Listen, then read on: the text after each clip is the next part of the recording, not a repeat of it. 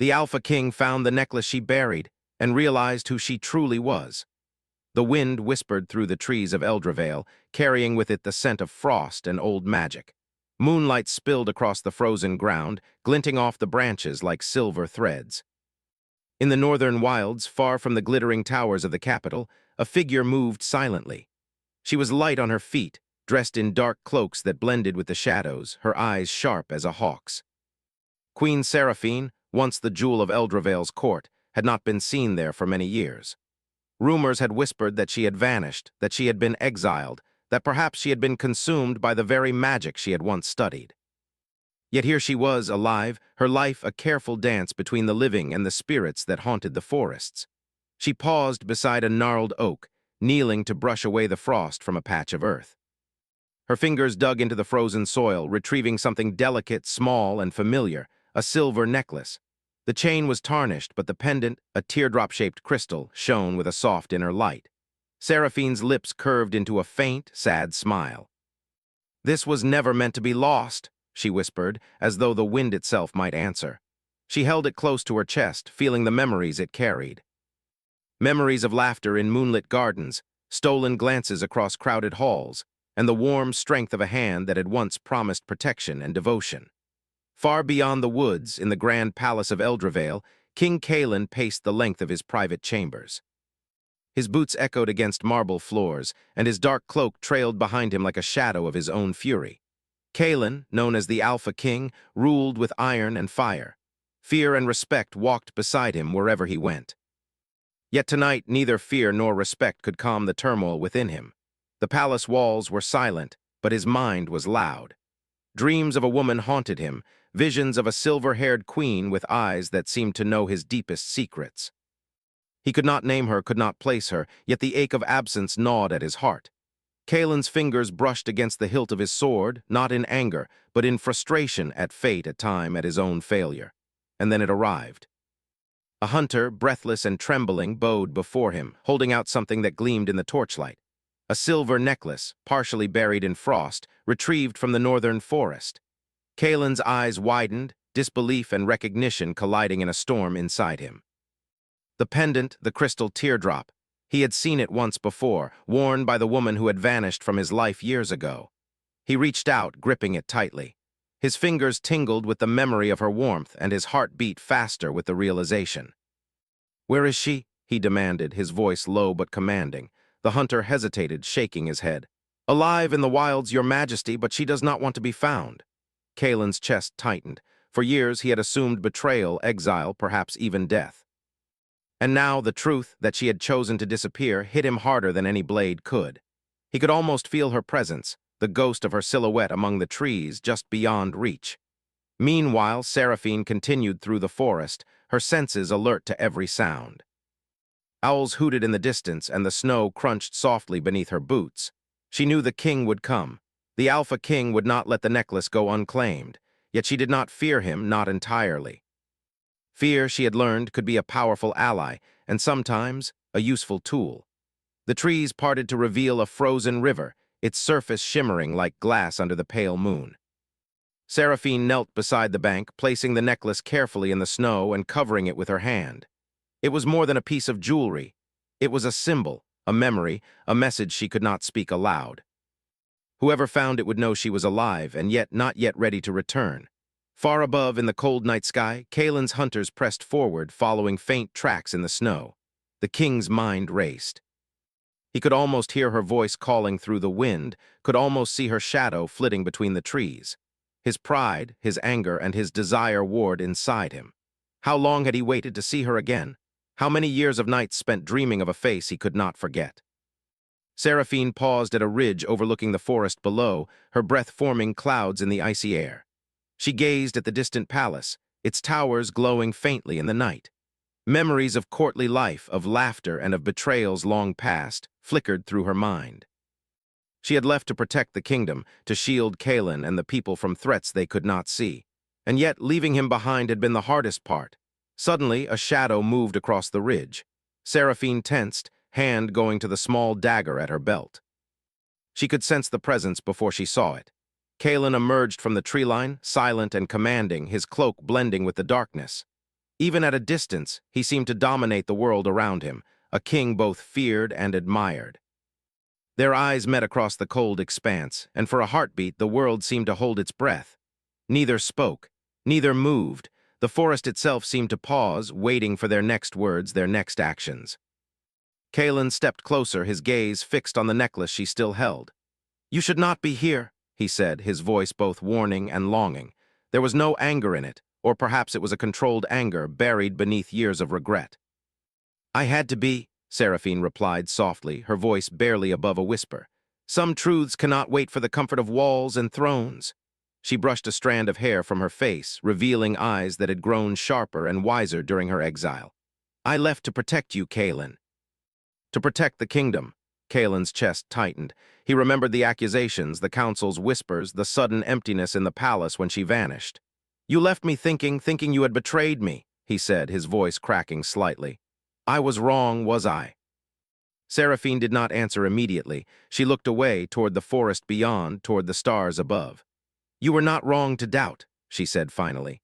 "I was forced into shadows, into choices no one can understand without walking my path. But I never stopped caring, never stopped watching." A silence fell between them, heavy with years of absence, heavy with unspoken emotions. Kalen stepped closer, his hand trembling slightly as he reached for the necklace. "And yet you kept this for me." He held it up, the pendant catching the moonlight, casting tiny shards of silver across her face. Seraphine's heart ached. She wanted to step into his arms, to let him see the woman she had become, not the frightened girl of the past. Yet caution, survival, and pride held her back. "It is only a reminder," she said softly. "A reminder that the past is never truly gone, and neither are the bonds it leaves behind." Kalen studied her, his eyes searching for answers, for a sign, for any hint of the woman he had loved and lost. The forest around them seemed to grow quieter, as if even the spirits watched this reunion with bated breath. Then, without warning, the ground beneath them shivered.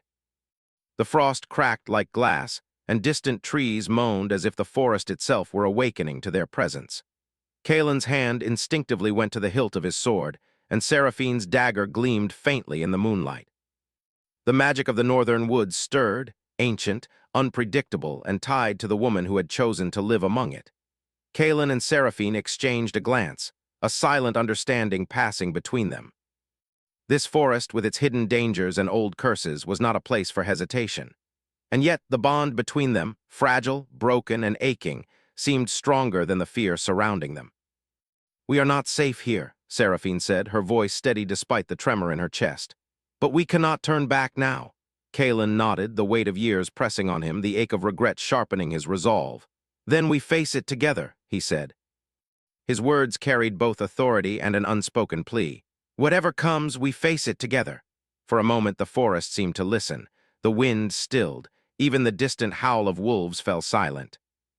Two figures, once torn apart by circumstance and misunderstanding, stood on the edge of an uncertain path, bound by fate, memory, and the fragile thread of love that had never fully broken. And as the moon rose higher, illuminating the forest with silver light, a distant shadow stirred. Something ancient, something powerful had noticed the reunion. The necklace glimmered against Seraphine's chest, a quiet beacon of hope and of danger yet to come. Seraphine's fingers tightened around it, and Kalen's gaze never left her. The journey ahead would test their hearts, their courage, and the very strength of their bond. But in that moment, amidst the frost, the moonlight, and the whispered secrets of Eldraveil, they were together again, even if only for the first time in years. And deep within the forest, unseen eyes watched, waiting for the perfect moment to strike. The forest seemed alive in the moonlight, its shadows stretching like long fingers across the frost-covered ground. Kalen and Seraphine moved cautiously, their eyes scanning the trees, every sound making them pause. The distant howl of wolves carried on the cold wind, but neither flinched.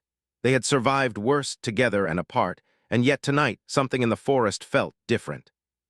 Kalen's hand brushed against the hilt of his sword, though he did not draw it. His gaze lingered on Seraphine, and for the first time in many years, he noticed how the years had changed her. She had grown stronger, more certain in her movements, yet there was a vulnerability in her eyes, a quiet plea for understanding that he could no longer ignore. "Why did you come back now?" he asked, his voice low, almost a whisper. "Why not stay hidden, safe, as you have for so long?" Seraphine shook her head, her dark hair falling across her face like a curtain.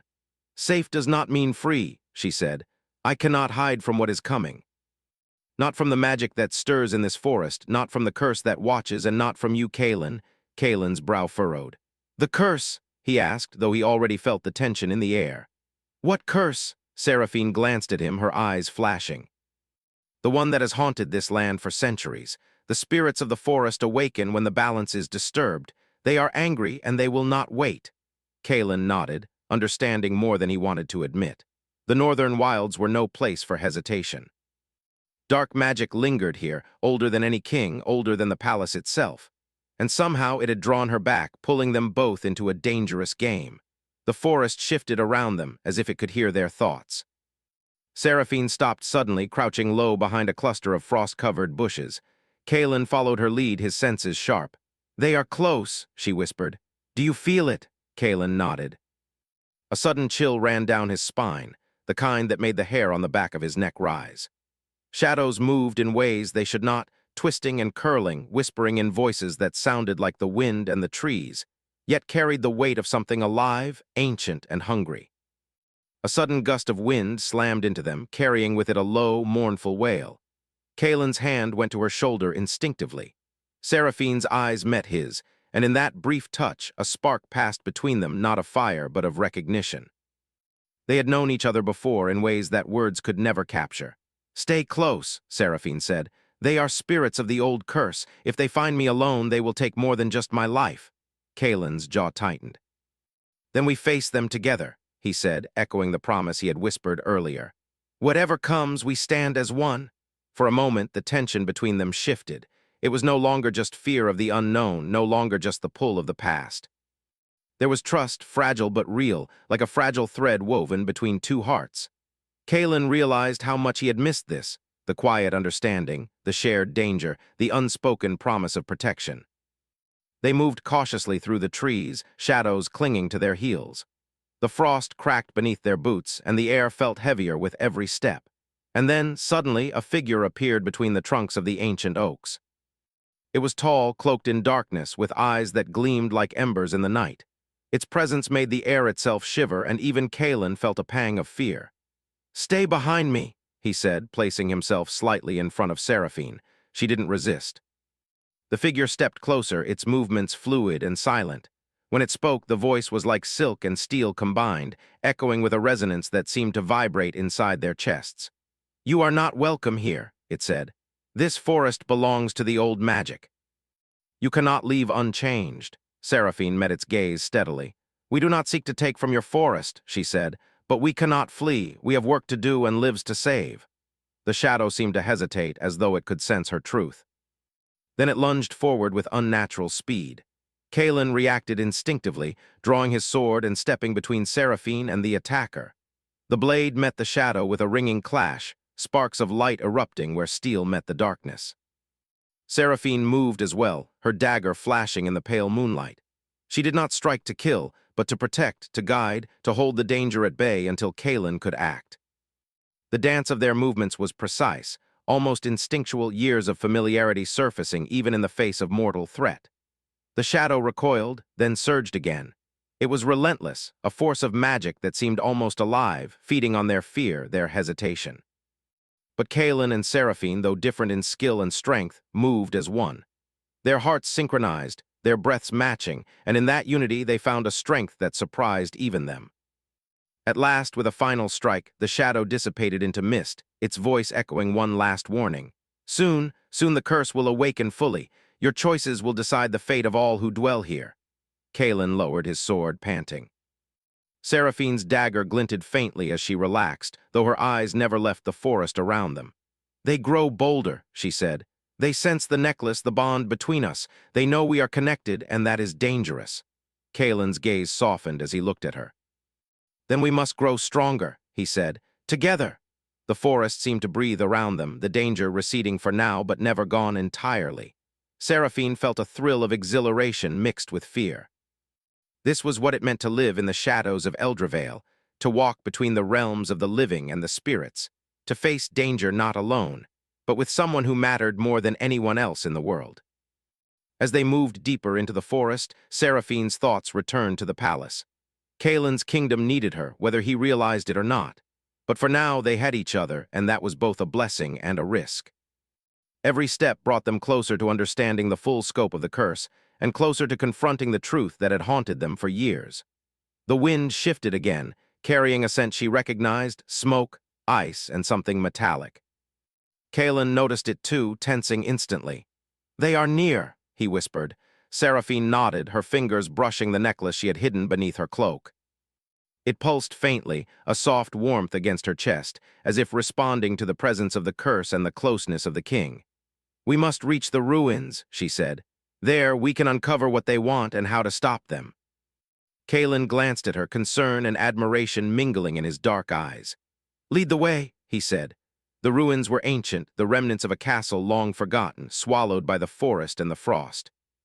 Broken towers leaned against each other, walls crumbled and covered in ivy, and the air itself felt thick with old magic. Seraphine moved with ease through the shattered stone, her knowledge of the forest guiding them as if the land itself trusted her. Kaelin followed closely, his eyes scanning for danger, his mind restless with emotions he could not name. He remembered the woman who had vanished from his life, and now he saw her again, stronger, wiser, and even more captivating than he had imagined. And he realized with a sharp pang of longing that he had been wrong to let her go. Inside the central hall of the ruins, moonlight streamed through the broken roof, illuminating symbols etched into the stone. Seraphine knelt beside one of the symbols, tracing the lines with her fingers. "This is where the curse was first bound," she said. "The necklace can guide us, but only if we work together." Kaelin knelt beside her, watching her movements with awe. "Then we work together," he said softly, his hand brushing hers. The contact was brief, almost accidental, but it sent a jolt through both of them. The air between them was electric, charged with years of unspoken words, longing, and the promise of redemption. Suddenly the ruins shivered, and a low, echoing chant filled the air. The magic of the curse was awakening, sensing the presence of the two souls connected by fate and the necklace.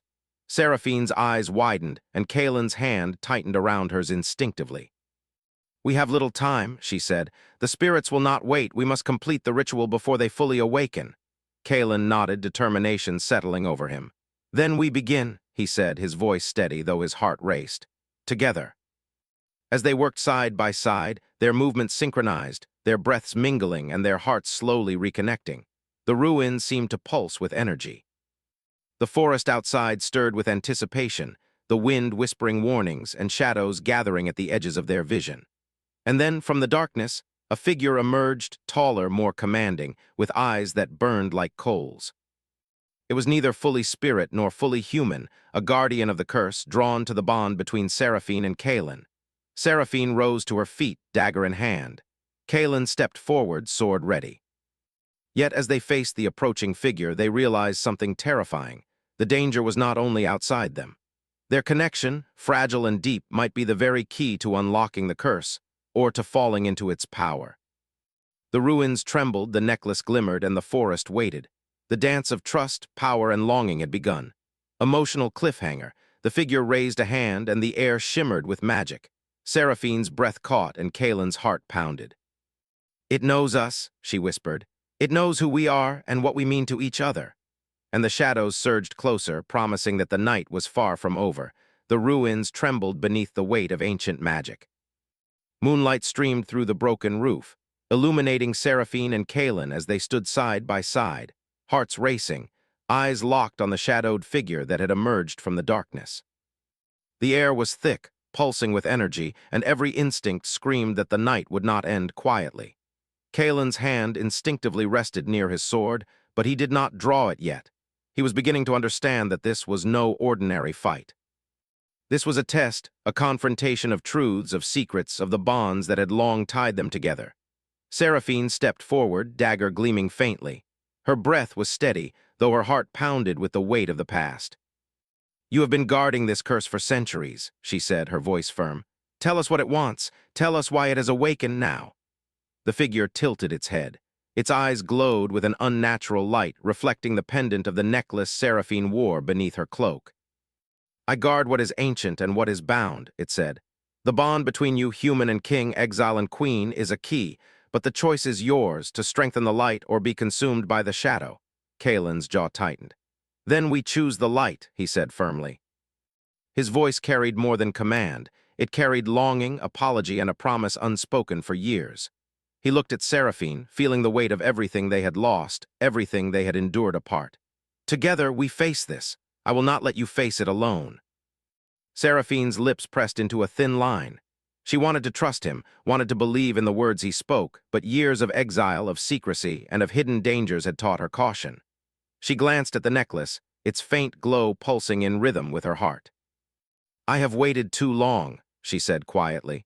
I left to protect you, Kaelin, to protect the kingdom, and yes, it meant leaving you, but it was never because I wanted to hurt you. Kaelin's eyes softened, the hardness of the king fading to reveal the man who had loved her fiercely and lost her too soon. I know, he whispered.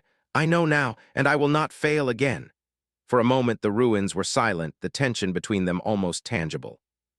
The shadowed figure hovered, observing them with unblinking eyes. Then, with a sudden motion, it extended a hand, and the air around them shimmered. The ruins themselves seemed to pulse, responding to the bond between the king and the exiled queen. Seraphine's fingers trembled slightly as she stepped closer to Kaelin. The necklace, she said softly, it is a key. It binds the curse and the forest. We must use it to awaken the protective magic, but only if we do so together, fully trusting one another.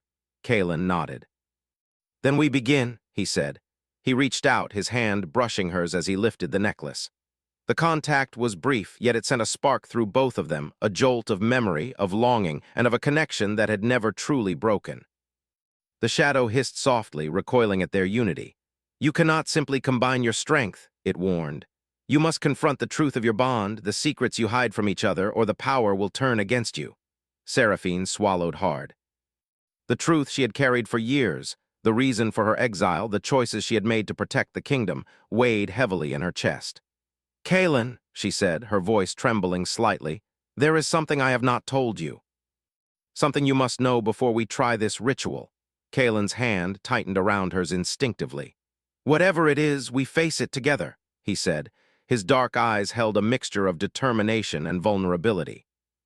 For the first time in years, the Alpha King felt exposed, unsure, and entirely human in front of the woman he loved.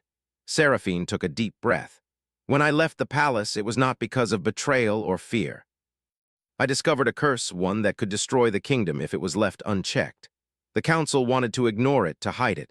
I could not. I had to act alone. I could not trust anyone else, not even you, Kaelin, because the cost of failure would have been too high. Kaelin's eyes softened, and a pang of guilt struck him. He had assumed her disappearance was a betrayal, had assumed the worst, and yet the truth was far more complex, noble, painful, and brave. You carried that burden alone, he said quietly. All these years, his voice broke slightly, and I did not even realize. Seraphine shook her head, a faint smile touching her lips. You do now, and that is why we must face this together. The curse, the shadows, the forest, all of it is tied to me, to us. If we do not unite, it will destroy everything. Kaelin nodded, his resolve hardening. Then we unite, and this time we will not be separated. Together they stepped into the center of the ruins, where the moonlight fell brightest. Seraphine held the necklace, and Kaelin's hands hovered close, ready to assist, ready to protect. They began the ritual, moving in synchronization, their hearts and breaths in rhythm. The air shimmered with magic, the symbols etched into the stone glowing faintly as they chanted the words Seraphine had learned in exile. The shadows surrounding them writhed, almost alive, reacting to the strength of their unity. The ruin trembled, and a low hum filled the air, vibrating through the stone floors and into their bones. Kaelin felt the raw power of the forest, the ancient magic, and for the first time he realized that this was bigger than any throne, any battle, or any crown. This was about life, destiny, and the bond between two people who had been torn apart by fate itself. Keep your focus, Seraphine said, her voice steady despite the fear threading through her words. Do not falter, the curse feeds on doubt. Kaelin nodded, squeezing her hand gently. I will not falter, he promised. I trust you, I trust us. The necklace began to glow brighter, its light spreading through the ruins like a river of silver fire. The shadowed figure let out a hiss, recoiling at the growing brilliance. Yet the curse was strong. and the forest itself seemed to push back, testing their resolve. Kalen looked at Seraphine, seeing not the exiled queen or the mysterious figure from his dreams, but the woman who had sacrificed everything for the kingdom, the woman who had never stopped loving him despite the distance and the danger. "We can do this," he said softly, his voice carrying more than words. It carried hope, devotion, and the courage to face whatever came next. Seraphine met his gaze, her own heart pounding with fear and longing. "Together," she echoed. They raised the necklace between them, the pendant catching the moonlight and pulsing like a heartbeat. The shadows screamed, twisting and writhing as the energy spread outward. The ruins shook violently, stone fragments falling around them, but they did not let go. Their hands remained clasped, their focus unwavering. And then it happened. The air exploded with light, blinding and beautiful. The shadowed figure let out a final wail before dissipating into a swirl of mist and smoke. The forest outside stilled, the howls and whispers ceasing as though the land itself had exhaled. Kalen and Seraphine collapsed to their knees, exhausted but victorious. Their chests rose and fell in unison, their hands still entwined over the glowing necklace. The magic of the curse had been contained, at least for now, but both knew the night had changed them. It had forced them to confront fears, secrets, and desires long buried. Kalen looked at her, his dark eyes soft with emotion. "I see you," he whispered. "Not the exile, not the shadows, not the mistakes of the past, I see you." Seraphine's lips quivered into a smile, tears threatening to spill. "And I see you," she replied. "The king I left behind and the man I hoped you could become." For a long moment, they sat together in silence, the ruins glowing faintly around them, the necklace between them a symbol of both their victory and the bond that had survived years of separation. But even in that quiet, the forest stirred. From the darkness, distant eyes watched, waiting. Though the curse had been held at bay, the power that had created it was not gone. And the bond between Seraphine and Kalen, while stronger than ever, would soon be tested in ways they could not yet imagine. Kalen gently brushed a strand of hair from her face, his thumb lingering on her cheek. "Whatever comes next," he said softly, "we face it together, no more secrets, no more hiding, only us." Seraphine leaned into his touch, her heart both full and wary. "I am ready," she said. "But we must be careful. The forest, the magic it remembers, it does not forgive easily." Kalen nodded, his gaze scanning the shadows that still clung to the edges of the ruins. "Then we prepare, and we trust each other completely." In that moment, amidst the ruins of the ancient castle, with moonlight spilling through broken walls and the faint pulse of the necklace between them, Seraphine and Kalen realized that the true battle was not only against the curse, but against the fears, regrets, and doubts that had kept them apart for so long. And deep in the forest, a new presence stirred, unseen but powerful, watching, waiting, and promising that the trials were far from over. Emotional cliffhanger. As they rose to leave the ruins, the ground trembled again, this time beneath their feet. A shadow larger than any they had faced emerged from the trees, its eyes glowing with a hunger that no light could touch. Seraphine gripped Kalen's hand tightly, her heart pounding. "This is only the beginning," she whispered. Kalen nodded, jaw set, sword ready, and a fierce determination blazing in his eyes. "Then let them come," he said.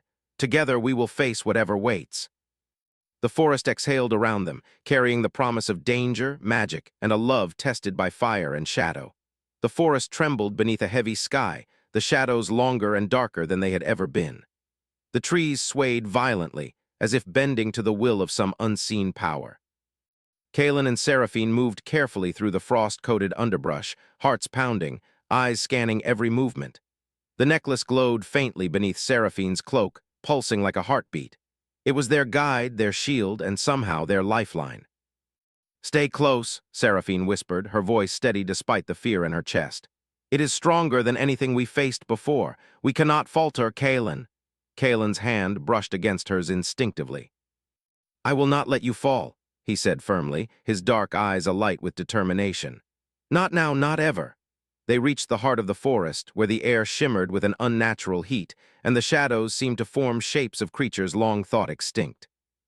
Here the curse pulsed most strongly, a dark, twisting energy that seemed alive, feeding on fear, regret, and doubt. Seraphine knelt, tracing the intricate symbols etched into the frozen ground. "This is it," she said, "the place where the curse began. The power is strongest here, but so is the chance to end it. if we are united completely. Kaelin knelt beside her, placing a protective hand over hers. The warmth of his touch grounded her, steadying her nerves and giving her the courage to face the ancient power. "Then we stand together," he said. "No hesitation, no doubt, only trust." The shadows stirred, forming a towering figure cloaked in darkness, its eyes glowing like molten gold. Its voice echoed through the forest like the grinding of stones. "Fools! You think your bond can overcome me? You think your unity can stop what has existed for centuries?" Seraphine rose to her feet, holding the necklace high. "We do not fight alone," she said firmly. "We fight with what is pure, what is true. Our bond cannot be broken by fear, nor by lies of the past." Kaelin stepped forward beside her, sword drawn. "And we will protect each other," he said, "no matter the cost." The shadow figure roared, and the forest seemed to collapse around them. Trees bent unnaturally, roots rose from the frozen earth, and the wind howled with fury. Yet, standing together, Kaelin and Seraphine felt a strange calm. The necklace pulsed brighter, and its light spread across the ruins of the forest like liquid silver, cutting through the shadows. Seraphine chanted softly, the ancient words rolling off her tongue with confidence and power. Kaelin joined her, his voice steady and strong. Together, their words wove a pattern of magic that intertwined with the glowing energy of the necklace. The shadows screamed in resistance, but the bond between them was stronger than anything the curse had ever encountered. "You cannot win," the figure hissed, its voice breaking with strain. Kaelin glanced at Seraphine, his gaze locking with hers. "We have already won," he said, his voice unwavering. "Not because we are stronger alone, but because we are stronger together." The shadows surged toward them, but the light of the necklace flared, surrounding Kaelin and Seraphine with a protective glow. The dark figure writhed, twisting and contorting, but it could not pierce the barrier of trust and love that bound them. Seraphine stepped forward, the necklace raised high above her head. "Begone!" she commanded, her voice echoing with the authority of someone who had walked through fear, exile, and sacrifice. "Begone from this forest. You hold no power over us, over the kingdom, or over our bond." The shadow shrieked, a sound that split the air and chilled the bone. It swirled violently, trying one last time to overpower them, but the combined strength of Kaelin and Seraphine, amplified by the glowing necklace, was too strong. With a final flash of silver light, the shadow burst into mist, scattering into the night air. The forest exhaled. Trees straightened, the wind softened, and the snow glimmered under the light of the moon. The curse had been broken. For the first time in centuries, the forest was at peace. Kaelin lowered his sword and turned to Seraphine, his chest heaving with relief and triumph. "It is done," he said softly. "We did it." Seraphine smiled, tears glistening in her eyes. "We did it together," she said. She lowered the necklace, its glow fading to a gentle shimmer. "This forest, it will heal, the kingdom will heal, and perhaps so will we." Kaelin took her hands in his eyes dark and intense. "I see you now," he said, his voice breaking with emotion. "Not the exile, not the mistakes, not the shadows of the past. I see the woman you always were, the woman I have always loved." Seraphine's lips trembled into a smile, her heart swelling with a mix of relief and longing. "And I see you," she whispered, "the king I thought I had lost, and the man who never stopped holding me in his heart." For a long moment, they simply stood together, holding each other's gaze, the ruins around them bathed in the soft silver glow of the necklace. The forest was quiet, almost reverent, as if acknowledging the strength of their bond, the courage they had shown, and the love that had endured through exile, danger, and darkness. Kaelin gently brushed a strand of hair from her face. "We have been given a second chance," he said softly, "a chance to protect the kingdom, to protect each other, and to be together without secrets." Seraphine nodded, resting her forehead against his chest. "Then we will not waste it," she said. "No more hiding, no more fear. Only us and the future we choose together." They began to make their way back through the forest, their steps lighter now, the danger behind them but not forgotten. The necklace hung between them, a reminder of the trials they had faced and the power of the bond they had rekindled. Every shadow they passed seemed smaller, tamed by the courage and trust they shared. As they neared the edge of the northern wilds, the first rays of dawn began to peek over the horizon, casting a golden glow across the snow-covered forest. The light shimmered in the distance, promising warmth, hope, and new beginnings. Kaelin paused, looking out at the horizon. "The kingdom awaits," he said, his voice steady, "and we have work to do, but for the first time I feel whole." Seraphine squeezed his hand, smiling. We will face it together. Whatever comes next, we will not be divided again. Their journey back to the palace was filled with quiet conversation, laughter, and small touches that spoke of the trust and intimacy they had rebuilt. Each step was a reminder of the trials they had overcome and the future they could now shape together. When they finally reached the outskirts of the capital, the city was stirring to life, the streets filled with the faint glow of morning and the distant clatter of activity. People went about their routines, unaware of the darkness that had threatened to consume them and the courage of the two souls who had faced it. Kaelin and Seraphine paused at the edge of the city gates. The necklace glimmered softly, now a symbol not only of magic but of love, trust, and redemption. Are you ready? Kaelin asked, his hand brushing against hers. Seraphine nodded. As ready as I will ever be, she said. Together they stepped through the gates, their presence commanding attention and respect. The people of Eldraveil could sense the power of their bond, the quiet strength that radiated from them, and the sense that the kingdom was safe once more. Inside the palace, the halls were familiar yet distant, filled with echoes of the past. Kaelin led Seraphine to his chambers, their hands intertwined. For a moment they simply stood there, taking in the comfort of being together again, the weight of years lifted by the triumph they had shared. I never want to lose you again, Kaelin said, his voice trembling slightly. Not to fear, not to duty, not to shadows of any kind. Seraphine smiled softly. And you will not, she said. We are stronger now together. Whatever comes, we will face it as one. The necklace glimmered faintly on Seraphine's chest, a gentle reminder of their journey, the trials they had overcome, and the magic that had bound them together.